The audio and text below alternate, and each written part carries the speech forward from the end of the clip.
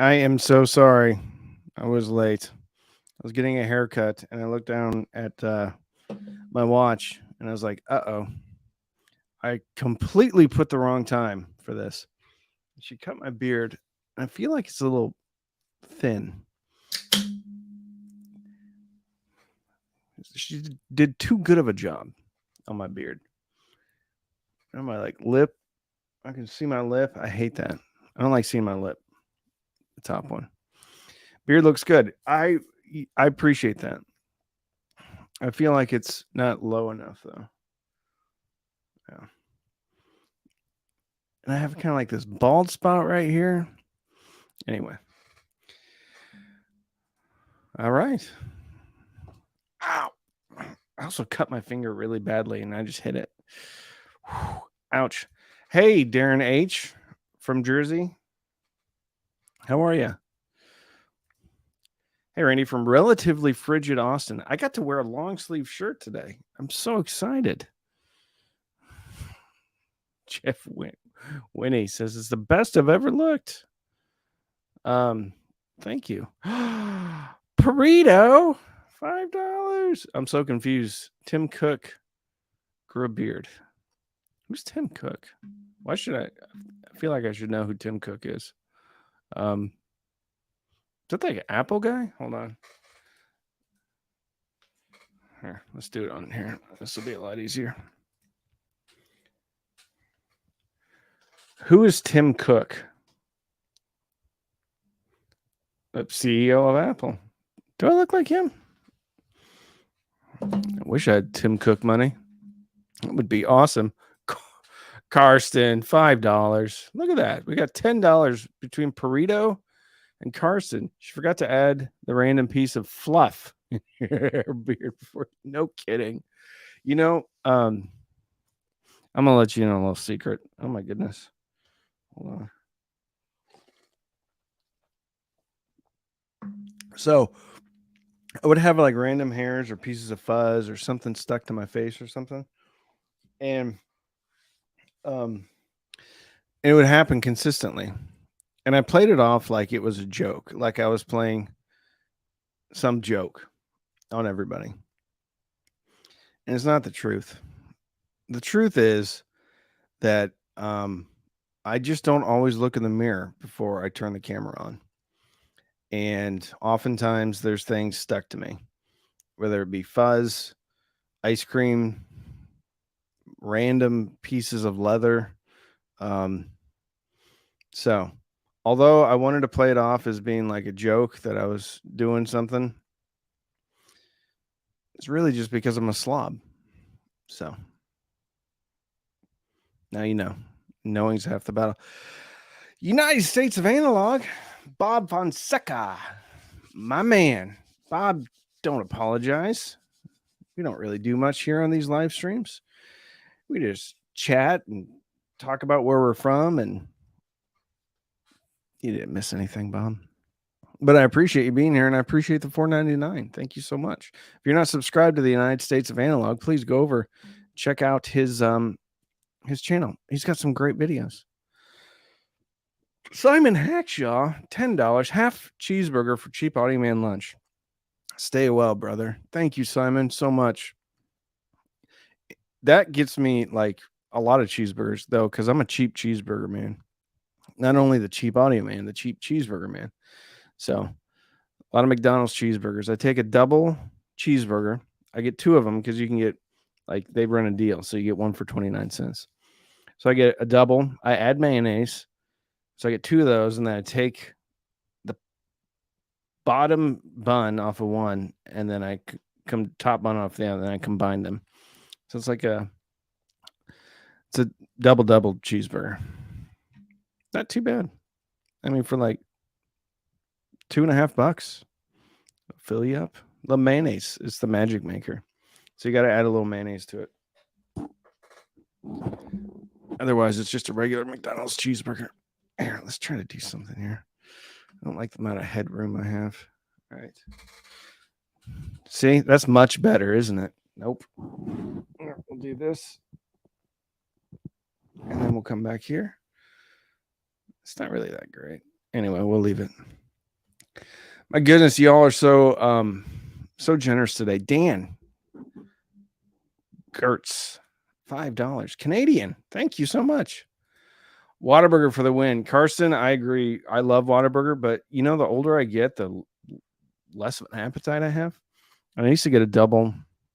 It's cheeseburger talk here at the Cheap Audio Man. I used to get a double with cheese at Whataburger, and it's like too much now.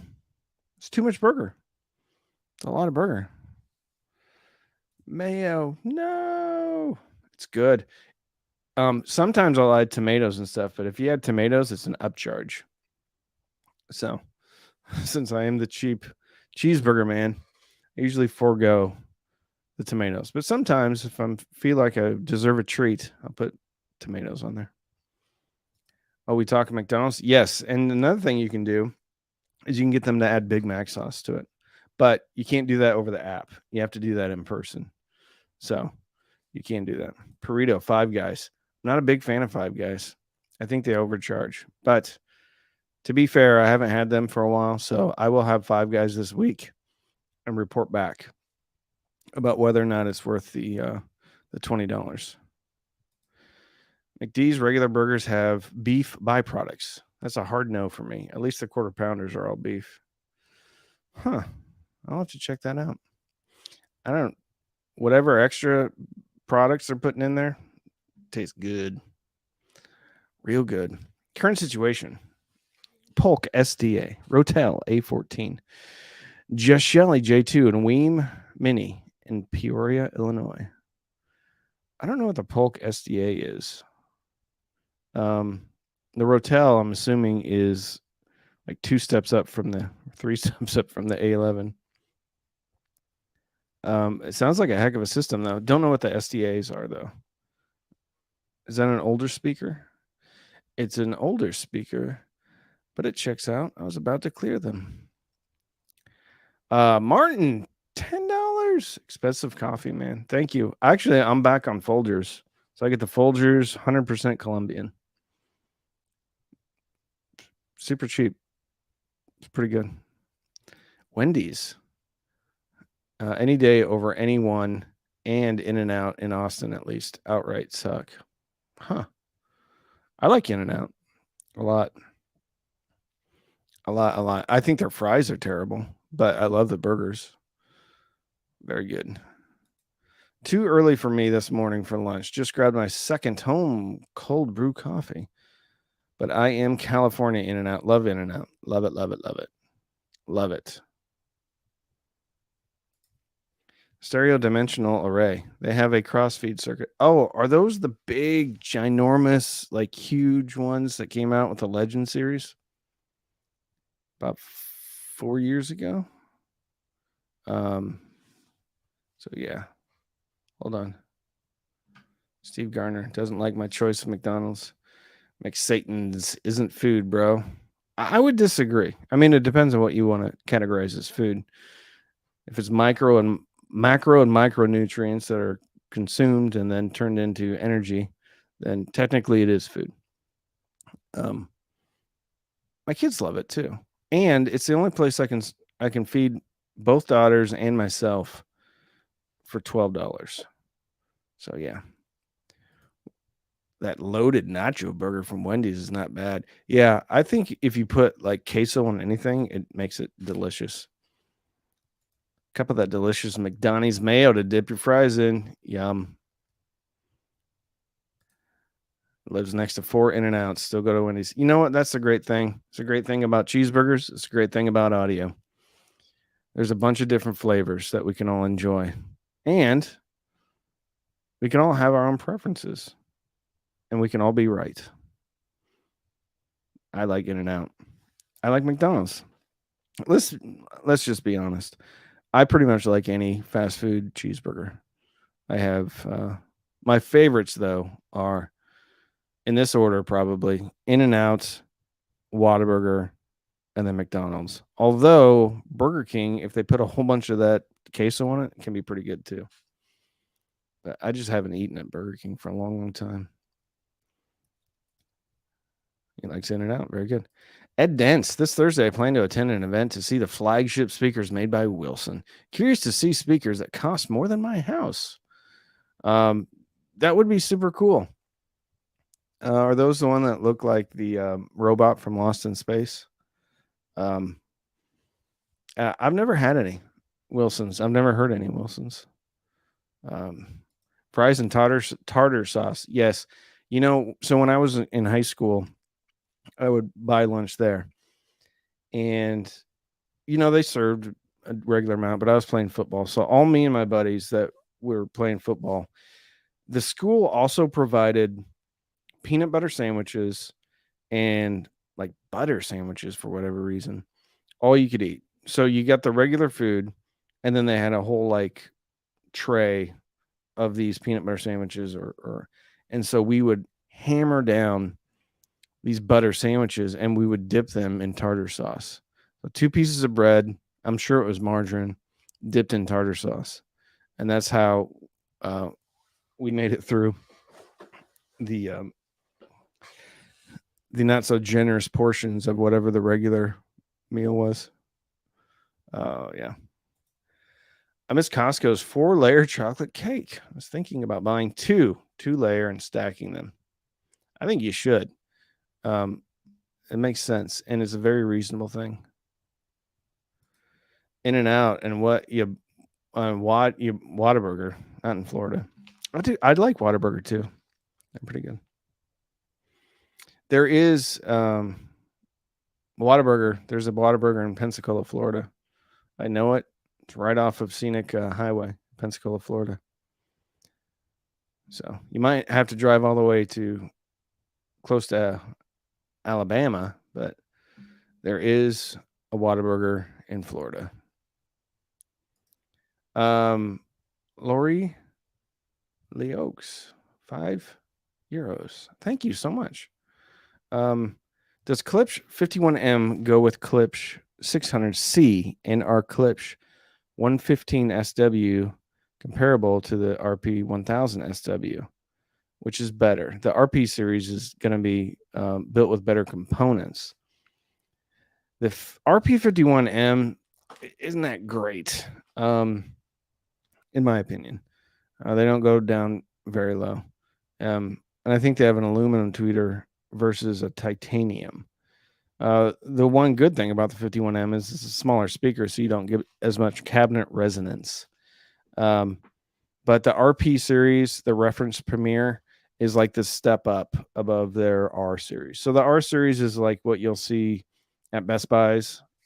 Best Buy here, obviously. I don't know if you have Best Buy over there. Anyway, Best Buy carries like the lowest tier Polk, Sony, and then the Klipsch. So that is kind of like their entry level line. Line. I don't love the R51. Sometimes back in the day, man, they used to go down to like $140.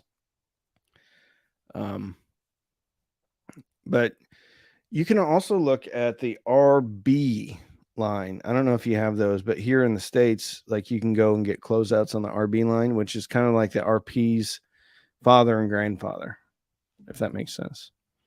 But the RP is the step up. And thank you so much. STRD H190 built-in phono preamp can use external. Can you? Yes, you can. Certainly can.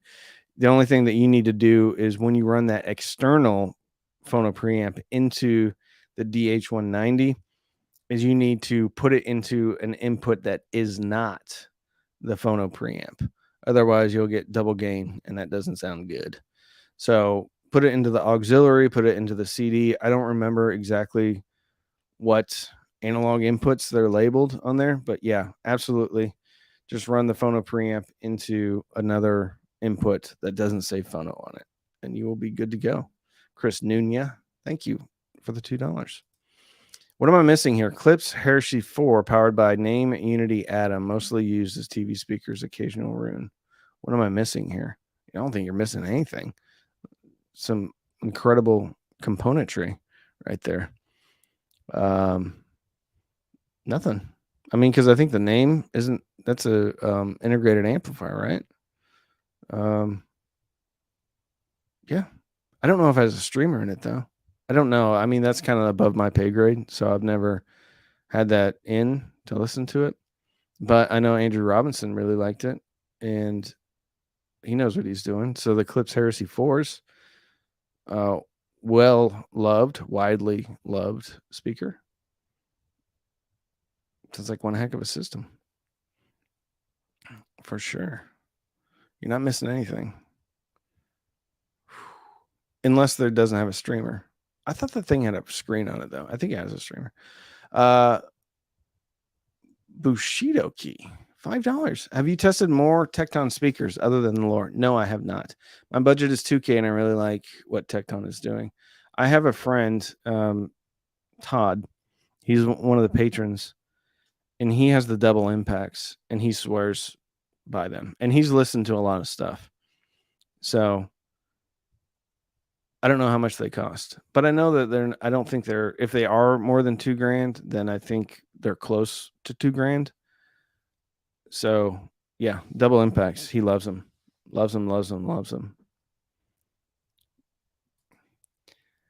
In and Out's not in Portland. You'd think that like that West Coast thing, they'd be all up in there. Nor is El Pollo Loco. I've seen those. I've never eaten at one. The crazy chicken. What's the best bookshelf speaker with lots of bass? Ooh. The one that jumps off top of my head is the PSB Imagine XB. Shocking amount of bass. And they're about $500, $400 sometimes on sale. And then the Bucard S400 Mark IIs, but they're expensive, like $2,500. What else? If you just want bass and you don't mind a little bit of a cover up in the mid range, Monolith has I think they're like their Encore series. And then I think they're fairly reasonable, maybe $200 a piece. So maybe I think it's like $400 a pair. And then what else? If you want to DIY, the CSS Audio Crichton Bass Monster, that woofer is really well built. The Emotivas right here, the B2 Plus, very well built. I think you can actually get those right now too. So I think they do have these back in stock, $369. But like the bass is not the star of the show. Star of the show on the B2 Pluses is the clarity in the mid range and top end. There was another one that reminded me of the PSB Imagine XBs, and I can't think of it right now. But anyway, that's a pretty good list, I think. Yeah. Man, Eric House, $5. Thank you. Is that a bald eagle? It's incredible. Are you a falconer? Talk about a cool hobby. What do you do for fun? I'm a falconer. I'm birds of prey. I get them to fly to me, and I give them pieces of rabbit when they land on my arm, my leather-clad arm, because they have knives for fingers. I think birds of prey are the coolest thing ever. They're like killing machines coming from the sky and then coming down. It's like a flying dinosaur. It's not extinct. Kirsten, 1111, thank you so much. Cheap audio exchange rate alert. Someone in California just posted up a Wood Arco Pro and JNOG stack, and Randy's favorite word, on eBay under 400 USD. One of y'all needs to grab it before I give in to temptation. Give in, Kirsten. That's cool, man. I hope they work. I think he's undervaluing his products, because there's not like a lot of Gishelli stuff on the secondary market. Arco Pro, I think, is around that price new. So, yeah. Any experience with a Carina? No, I would love to get them in, though, because I think they're on, some of them come down in price. Hey, Cameron W, $4.99. Thank you. I have a Fozzy Audio V3. How do I hook my subwoofer Klipsch RSW120? On the back of there, so there's two methods. On the back, you can do, okay, so method one, you're going to have a different source and you're going to have to control volume off of that source.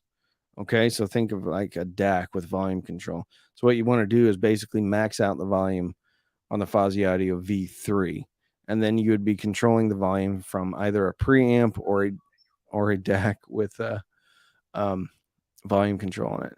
And then you would take a 3.5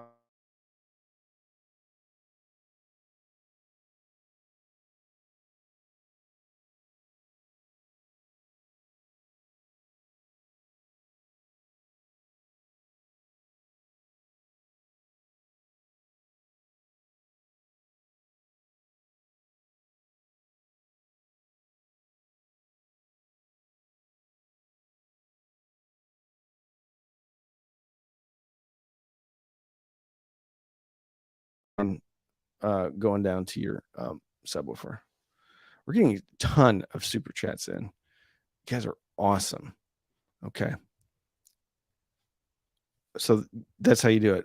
But I don't think the preamp out on the V3 is variable. So you have to make sure that you're running volume from something else if you're using the preamp out. If you're using the speaker level outputs, then it doesn't matter. You'll get the subwoofer will go up and down as you turn the volume up and down. Pandemonium. All right. Don't nobody worry about me. You know why I'm singing that song? Because the groundhog. Pandemonium, $10. Hey, Randy, looking to get back into the hobby. Awesome. I bet you're going to really enjoy yourself. Thinking of Marantz PM8006 with SVS Ultra bookshelf, Fluence RT85, Audiolab 6000 CDT, and Gishelli J2. Small room. Sounds good to you? Yeah. I don't know if that, oh, that's the CD transport. Yeah. That's an awesome system, man. I don't have any experience with the Marantz, but I love Marantz receivers. I think I got a buddy that has that Marantz. Yeah, that's like an incredible system. I got a new ringtone today. It's R2D2. So every time I get every time uh I'm actually on a live stream right now and I'm talking about the ringtone. So thank you very very much.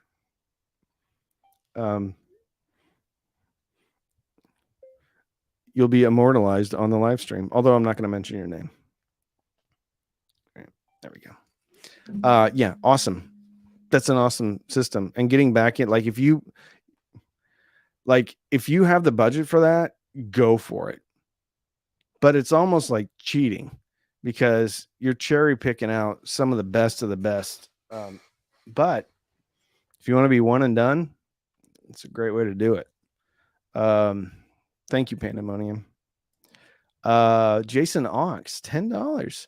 Thank you, Randy, for hanging with us today. Well, thank you for hanging with me today. Thank you for paying me super chats so that I can feed myself, my family. If I put a pair of Infinity Primus P362 on my A speaker out and Infinity Center Channel on my B speaker out on my vintage Sansui, will it burn out my amp? So you will have to only connect one channel to the Infinity Center, so you can't combine them. That may cause some problems, but it shouldn't burn out your amp depending upon what the minimum impedance is, like how far down they go, and then how good of shape your vintage Sansui is in.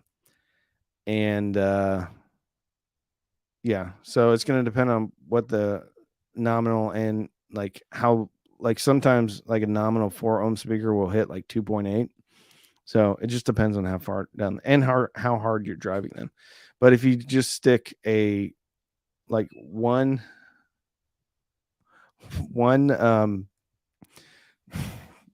okay, so this is Lacey. She's one of the moms from the school. She's the one that turned me on to this thing. So anyway, she's texting me now, and it's making R2D2. Come on. All right. I'm literally going to have to turn it off because it keeps distracting the live stream, and we're talking about very important stuff here. All right. Anyway. All right, where were we? So it depends on the minimum impedance of your speakers, as well as the nominal impedance, as well as how good of shape your Sansui is in. If you love your Sansui, I mean, if they're 8 ohm, I wouldn't worry about it. It'd probably be fine. If they're 4 ohm, I'd make sure that your Sansui can handle 4 ohm. But if they dip down to like 2.8 ohms or something like that, maybe may not want to do that. All right, Jason Ox. So now we are Suzuki Noon, $9.99. Thank you so much. By the way, you alerted me to the Wharfdale Diamond 11.4 half off deal, but I forgot to use your affiliate link when I bought them. So I owe you this. Thank you. You guys don't owe me anything. You people, you humans don't owe me anything, but I really appreciate it. And it's a very nice thought. Can't go wrong with the Ultras. Simon Hackshaw loves them. I love them. I had them in and I tested them against the Wharfdale Evo 4.2s and the ELAC Unify Reference, and they were my favorite speaker out of the bunch. Fruity Chicken sounds yuck. I lost audio. Hold on. Check. I've got audio on this end.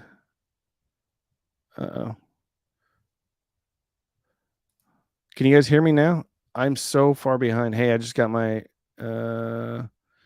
MDC2 from NAD. Any tips for setting up DRAC? Oh, no, I haven't. I would just, you got to dig into the menu and figure that out. Check. Can you hear me?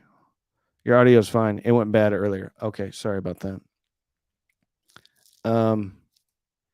Anyway, any tips for setting up DRAC? No, I don't. Unfortunately, I don't have any experience with that. Unfortunately, I would just dig into the manual. I have heard though that maybe only run DRAC from like 300 hertz and down, so only let it mess around with the bass frequencies.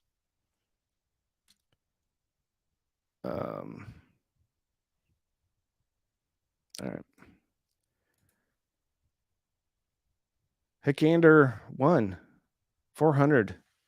Polka ES20, ELAC B 5.2, PSB Imagine XB with Marantz PM6007 plus Weem for first budget hi-fi system for streaming music and TV connection. I am beginner audiophile, no CD or phono sources to be used. Or would you recommend something else? I don't know that Marantz. Let's see, PM6007. Let's try it here. Marantz PM6007.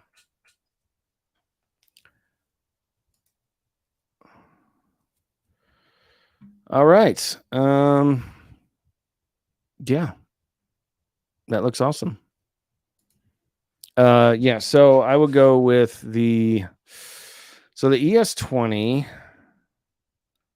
B5.2 Imagine XB. Out of those 3 speakers, I think the Imagine XB is probably the best. Out of those, I would go with that one. Yep. I'm all weirded out with my audio. Like usually my video goes and not my audio. I got to hardwire this thing somehow because I'm running off of Wi-Fi and sometimes it drops out.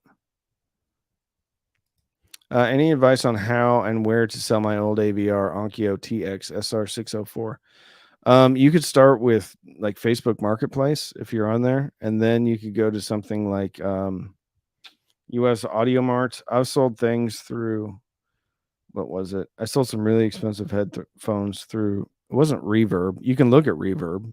You can sell stuff through Reverb, but it was another one. It was for like higher end audio stuff. Like people sell like Marantz, not Marantz. Well, I'm sure they do, but like Macintosh and a lot of other high end stuff. What did somebody tell me? What what that website is. I mean, they have nice pictures and everything. It's not US Audio Mart. It's not Reverb. It is the one that I can't think of. And you can do eBay too, but eBay's kind of I would stick to something that's like more audio focused or audio gone. That's it. Thank you, Burrito. I would stick with um, Marketplace or US Audio Mart because you're not gonna have the riffraff audio gone. That's right. Thank you. Um, ABX Audiophile. If you guys aren't subscribed to his channel too, run on over and subscribe. Cheers, Randy. Is it wrong that I'm already excited about hanging with you all next year again at Expona? Asking for a friend. Of course not, man. You're awesome to say that. No, of course not. I'm looking forward to it too. Should come out to Capitol. I'm gonna be at Capitol too. Although we're not gonna have nearly the same setup because we're not gonna have like one central hotel where we can all hang out together. So it's gonna kind of stink. How does the Nagaoka 200 compare to the Ortofon Black or Bronze? Unfortunately, I don't have any experience with any of those cartridges. I've never heard any of them.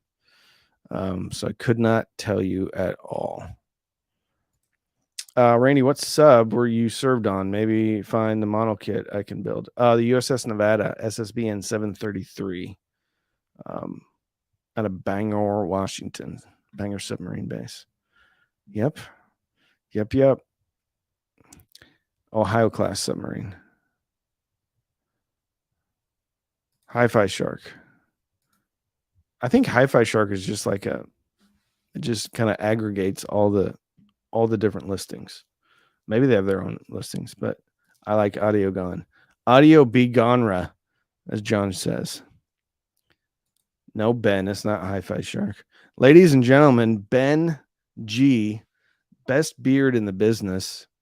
Also one of my Discord overlords.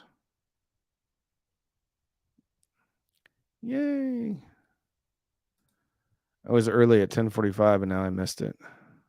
Yeah, I had to change the time. I'm so sorry. Video frozen, but still hear you loud and clear. Yeah. So my Wi-Fi is this. So I use StreamYard, and StreamYard only works with what is it? Google Chrome. And for whatever reason, it just like does not work well off of Wi-Fi. Like I can do anything else on Wi-Fi, but as soon as I start streaming, it like completely sucks out everything.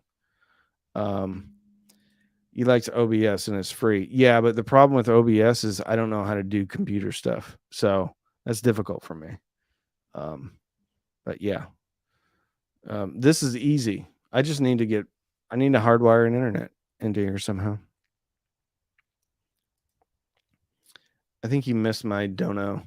That's the problem. When you put comments like this, then I don't know what you said.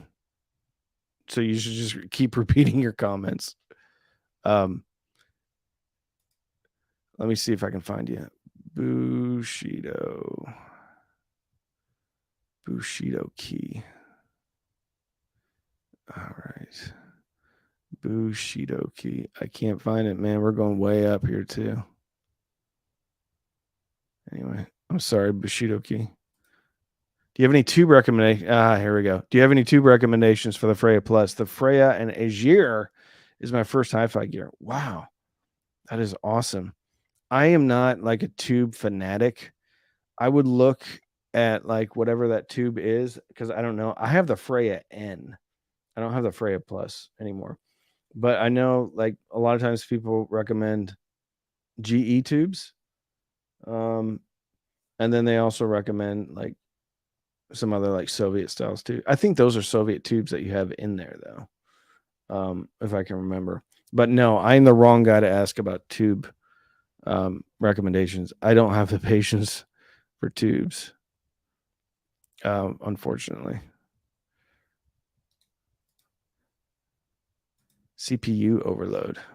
No, I don't think that's it. I gotta crazy computer here. Although I will quit some things. Don't save. Let's see if that helps out. Because I know Chrome is also like a resource hog too. But it's my Wi-Fi. I can see when it's happening because a little thing pops up in the left-hand screen with the Wi-Fi. It starts to go down. LOL, you're streaming video over Wi-Fi. That is a lot to ask for typical consumer Wi-Fi. Listen, Dan, I've been doing it probably over 100 times at this point. And I've done it from hotels, man. Like, and I know their Wi-Fi is terrible. Technically speaking, I should have plenty of bandwidth, and it only happens on Chrome. So maybe I need to switch to a different like streaming software because this tends to happen. And the funny thing is, like, nobody else is home, so nobody else is using the Wi-Fi except for me. Ethernet is always better. Yeah, I agree. It's just my router is always all the way in the living room. You have countless analog devices. They all interfere with Wi-Fi. Yes, I do. For sure. But again, it's like for whatever reason, it's just StreamYard and Chrome. And it's not like I don't even think I'm streaming at high def. I think I'm streaming at 720. So when this is done, this is actually standard definition. And so like it should be able to handle 720 because I think I have like 150 megs up or anyway. You guys don't want to talk about my Wi-Fi issues though. Randy, looking for a new DAC, which is better in your opinion, iFi Zen 1 Signature or the SMSL D300 high-res digital audio DAC? Ooh, SMSL D300. I mean, I haven't heard the Zen 1 Signature. Actually, I think I have heard the Zen 1 Signature. I think that is a Burr Brown.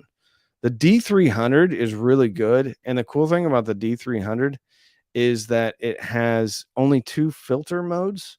And you get a pretty different sound out of each. So it's almost like having 2 DACs in one. One's a little bit more detail focused, one's a little bit more laid back. So I do like the D300. I would go with that one for sure. Let's see. Lisa. All right, let's go find out. RT85 is good enough to justify the upgrade. Okay, there you go. Martin's helping out here. $1.99. Thank you. John Frost. Hey, Randy, what is your take on Sundara versus HD 600? I don't think I've heard the HD 600. I do have the 6XX though. Right here. The Sundara. I mean, you're talking apples and oranges, and I'm only going to compare them to the 6XX. Oh, there went my video. I don't think this. I'm so bad at this. All right, this is because the battery is dead now. Hold on, bear with me. Bear with me, everybody. You'd think that I'd be better at this, but you'd be wrong. I'm not very good at this. Take on Sundara versus HD 600. They are completely different animals. What the heck is going on here? Oh, start cam. Maybe that would help. There we go. Completely different animals. So the 6XX to me are very laid back, and they got a really good mid range, but like there's no top end clarity. Like I don't like the 6XX. I think they're terrible, and I know they're like everybody loves the 6XX. I don't really like them. I use them for like when I do Zoom calls and stuff. But the Sundara is amazing. Amazing detail. Lacks a little bit of bass though. The Edition XS I think is kind of the best all-arounder for me, but it's a lot more expensive. But if I had to choose between the Sundaras or the HD 600s, it would be the Sundara. Like I wouldn't have to think about it at all either. Like if I could only grab one headphone and I was out the door and not coming back, it would be the Sundaras for sure. Yeah. Just purchased a RT85. on your recommendation. How is the setup? It's not bad at all. So what you do is you put your phono cartridge on, you put the turntable together, and then you put the counterweight on there, and then you'll take uh, the stylus cover off, and then you'll kind of put it on your finger so that it's not moving around, and then you'll back it out until the tone arm is just kind of floating uh, parallel to the turntable, and then you'll put it in the holder, and then you'll move the entire no, you'll move the graduated thing ring to 0, and then you'll turn the whole thing to 2 for 2 grams. It's not too terrible. There's videos out there on it. Current DAC topping E50. Is Shelly Labs J2 worth changing to, in your opinion? It depends. I think the E50 is a really good DAC. I think it sounds really good. I mean, the J2, I don't think you're going to, I can't say that.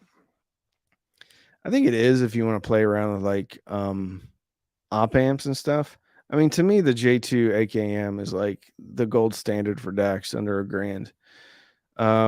Are you listening to speakers or headphones? Because one of the magic makers of the J2 is the width, the soundstage. And if you're listening to headphones, some of that's going to be lost on you. But I mean, if you have, I think it is, but it's a different animal too. You know, the J2 is kind of old school, no remote control, no volume control. And I haven't A/B'd them recently, but I did like the E50. I love the J2 though. And if anything goes wrong with the J2, there's actually going to be people to talk to.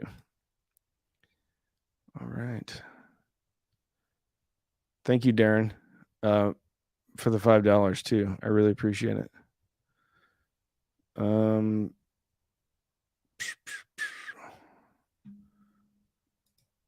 They provide really good step-by-step instructions. Yep, they do. How does the make type of stylus head change the sound of the vinyl? Make type of I don't know. I just know that the different cartridges sound different.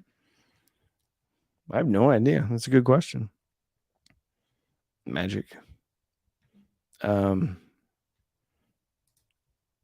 Martin may know.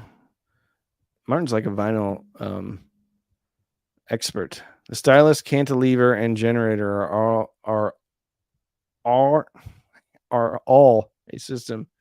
You can't really separate the three. That said, narrow stylus profiles, nude mounting, and better cantilevers all help.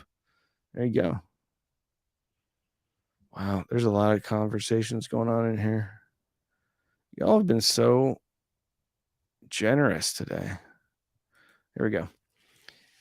Jay Stein, ha! Hey, Randy, what is your favorite amp to run Air Motive B2 Plus speakers? I'm using a Krell KAV250A, which is overkill. And it's taking up too much desk space. Using this as a desktop setup. Ooh, okay. Well, you could get the A2 Mini from Emotiva if they have them in stock. I don't know if they have them in stock anymore. Let's see. What else would I recommend? Oh, you could get a little skit stack. The G horns. I know the G horns aren't like a ton of power, but they still sound really good. They got good currents, which is actually what you need more than actually overall watts. And they're small. So you could get that in something like the Saga, or you could get like a headphone amp and use that as, because you don't really need a remote if it's going to be a desktop. That's what I would do, man. I get a pair of, although you can't get a pair of them because they only, I might have to walk this back because the B2 Plus is a 4 ohm. I think if you bridge it, then you can only drive 8 ohms bridged. That's a tough one for a small setup. You can look at the V3. Yeah. I'd probably go V3 unless you think you're going to have enough. So first choice would be G horn in stereo. Second choice would be the V3. But you may try to run it bridged and just see how the G horns handle it, because it could be okay. But yeah, that's what I'd probably do. Fuzzy Audio BT20A is pretty good too. Yeah. Emotiva may be making room for new stuff? Question mark. Hey, people hit like $2 from Carson. Thank you. CBO $2. Thank you so much. I appreciate that. VTA, I think it's vertical tracking alignment, right? It's like, I think you can move the tone arm assembly up or down. Yeah. 85 likes. Hey, yeah, like this thing, like this live stream, if you can, if you're so inclined. I would really appreciate it. We're getting a lot of turntable vinyl questions today. I just hit the like button. Heart. Thank you, Steve. I love that profile picture. You can use 2 slip mats to change the VTA. There you go. Is there a phono preamp with tone controls? If so, what's good to use? The Puffin has some tone controls. There are, I think, some analog ones, but the Puffin is really cool. I have it over there. Otherwise, I'd show it to you. There's a bunch of stuff that you can do with the Puffin, though. It's like a DSP for your turntable. Bunch of cool stuff. I keep seeing this pop up, and I don't know. Something that will fit on stands. This is the second time I've seen this pop up. I don't know what the first part of that question is, though. My son just got the new designed U-turn player. Way nicer than his old U-turn. Very cool. I'm glad you like it. Parasound P6 has tone controls. Very nice. I like that profile picture too. 195,000 subs. 200K is coming up fast. It is. I'm so excited. Oh, by the way, if you're not subscribed, usually the funny thing is I always lose subscribers during live streams. It's like people get to know me and they're like, I don't think I want to subscribe to this guy anymore. But if you aren't subscribed, please subscribe. And then also, I'll put the Google form. You can fill that out and enter to win. We're giving away a whole bunch of stuff. Turntables from U-Turn and from Project. We have speakers from SVS Wharfdale. Emotiva is doing gift cards. Black Ice Audio is giving away a tube amp. We have headphones that I'm going to be giving away. Anyway, a whole bunch of stuff. Some of us prefer unfiltered cam. Yeah. I like it. I love doing live streams. I love you. Lisa says, I like you. I like you, Lisa. Thank you. Doesn't DSP for phono kind of defeat the purpose of phono? I don't know. I mean, it's ultimately up to you. I mean, they're turning it back into analog. So like it'll take out clicks and pops and stuff like that. I think it just depends on what you want. John Darko did a great video recently about vinyl versus digital. It was really good. I was watching it on my way to get my hair cut, listening to it. I wasn't really watching it, and it's really good. So he's talking about dynamic range of remastered digital tracks and how like the first version had the most dynamic range, then it was remastered again less, and then the vinyl that was actually mastered off of the new digital remaster actually had more dynamic range. So it's really interesting. Have I tried the Maxwells? I have not. I haven't, no. Hey, Randy, any experience using tube buffers with Class D amps? I'm thinking it could be a very cost-effective way to sweeten up the sound. That's a lot of what a lot of my patrons do, and you can do that fairly inexpensively. Like the X Duo XT 602, I think, is a head Class A headphone amp, but it has tubes in it too, so you can use that as kind of a buffer. But yeah, a lot of people do that, and I think you get the power of solid state with maybe some of the sounds of tubes. Yeah, yep. Yeah. All right, we're into this for 50 minutes.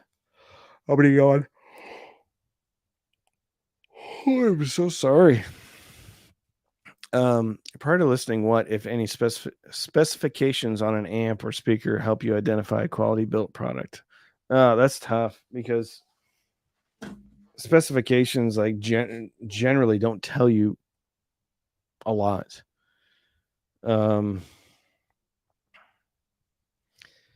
like, especially when you're talking about like low and high frequency roll offs. Like you can look at a speaker and say, okay, this one rolls off at 45 hertz versus a speaker that rolls off like at 60 hertz. And the one at 60 may actually have like more bass punch. Um, the dog's barking. I'm so sorry. Like when you watch one of my live streams, like this is a true peek behind the curtain of what life is actually like in my of what life is actually like in my world. Like there's always like something being delivered, which makes the dog go bananas.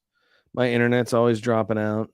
If if it's the weekend, the kids are always barging in. So yeah.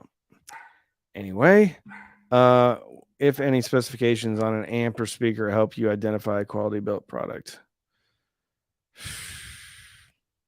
I really don't think there are any. I mean, you'll have to get used to like the actual company. Um, like if they put out a good product, I think that's like, I think just like company, I don't know, history, or I just don't think specs really matter that much. I mean, overall power output, yeah, but then you got Class D companies saying they make like 200 watts per channel on a little Class D amp.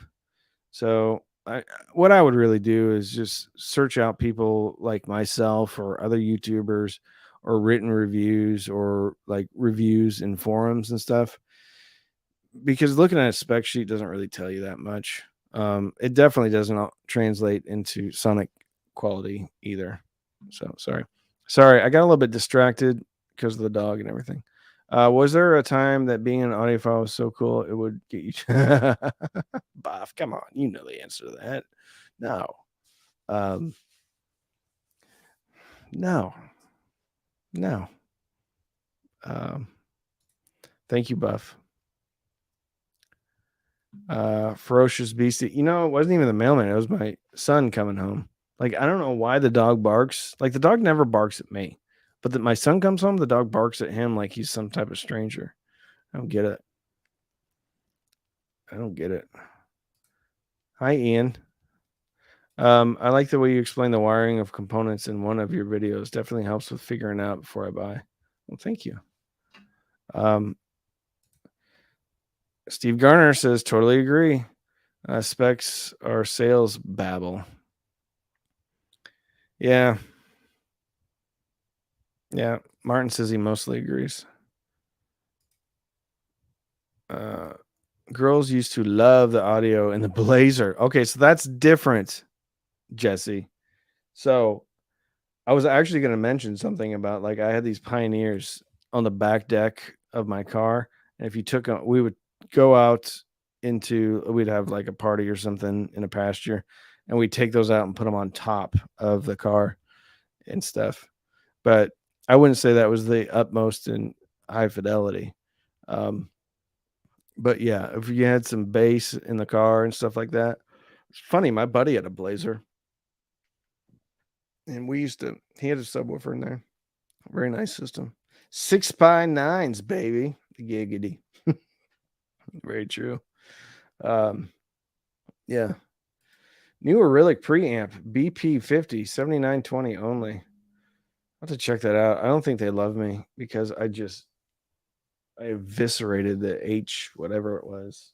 It was just a terrible product. Um, but I said, like, just make a preamp with a HDMI connector. Maybe that's what it is. Is there a speaker company you just can't go wrong with for a full system, both movies and music? I think Emotiva.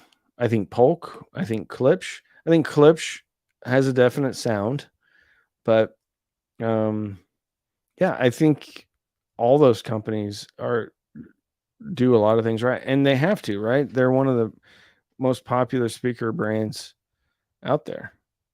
So yeah, Emotiva, Polk, Klipsch has a bit of a different sound, a little bit more forward sound. So in the mid range, which can sometimes be a little bit fatiguing. Bushido key, $5. Thank you so much. Last question: how would you hook up a bass speaker to a Gear? Okay, so I'm assuming you're talking about a subwoofer. You would have to. I can't remember what you said your preamp was. Anyway, there's a couple of different ways that you could do it.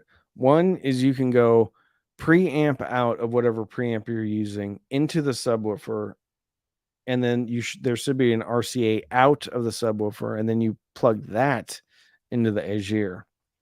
Or you can go speaker level inputs out of the Azure to the sub, and then another line to your speakers. So you either use RCA output or RCA input and output on a sub, or you can use a speaker level input. But you need to make sure that you have speaker level inputs. And the way you know that on your subwoofer is just look at the back and look if it has like banana plugs or speaker connectors on the back. Otherwise, you can RCA into it from a preamp, but then you need to make sure that you have RCA outs of the subwoofer to the to your amplifier. You can also just split the RCAs and run an RCA that way. Some people probably not like that, but it's just going to a subwoofer.